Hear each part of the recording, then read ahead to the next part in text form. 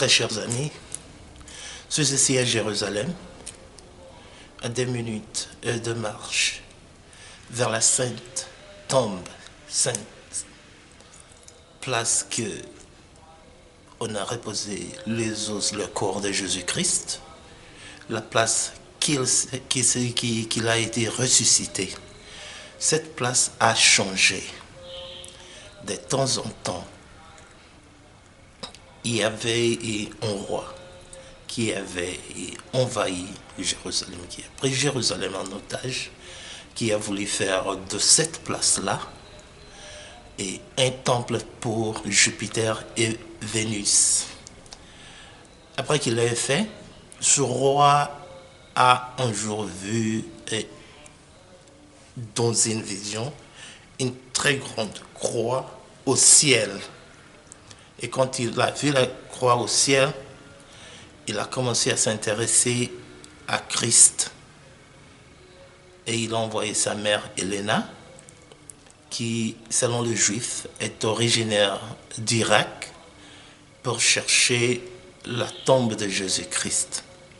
Et quand Helena est arrivée ici à Jérusalem, elle a fait ses recherches et elle a trouvé que la place que son fils a érigé un temple pour Jupiter et Vénus, c'est la place qu'on avait enterré Jésus-Christ, c'est la place qu'il était ressuscité.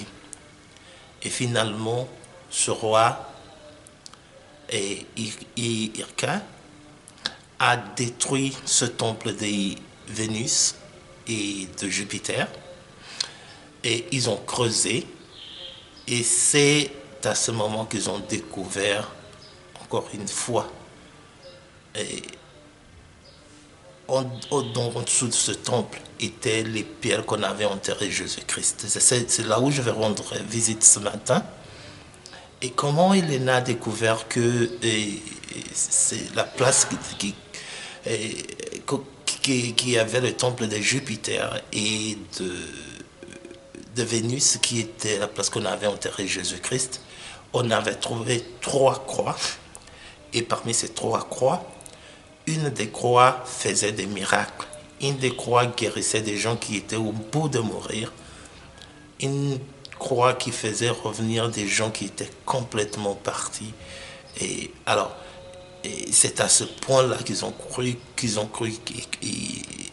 que les 3 croix étaient les croix des 3 personnes qu'on avait tuées ensemble. Les 2 qui étaient avec Christ et Christ lui-même. Alors, la croix qui faisait des miracles, ils ont dit que c'est la croix du Christ. Et il y a beaucoup d'histoires ici à Jérusalem. Et finalement, selon les Juifs eux-mêmes, quand les Romains ont envahi Jérusalem, ils ont saccagé la maison de Salomon complètement. Ils ont pris beaucoup d'or qui était là, et l'or se trouvait jusqu'à présent au Vatican.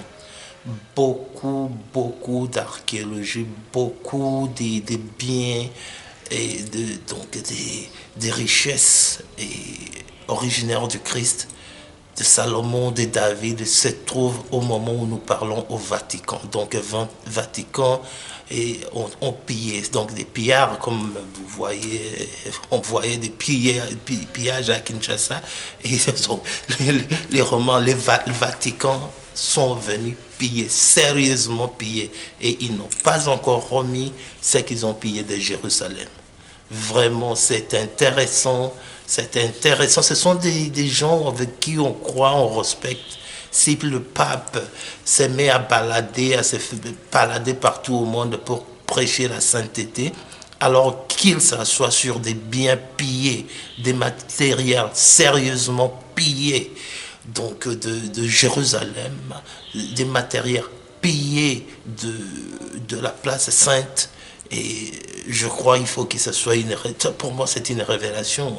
Et c'est la place que ne peut plus respecter Rome.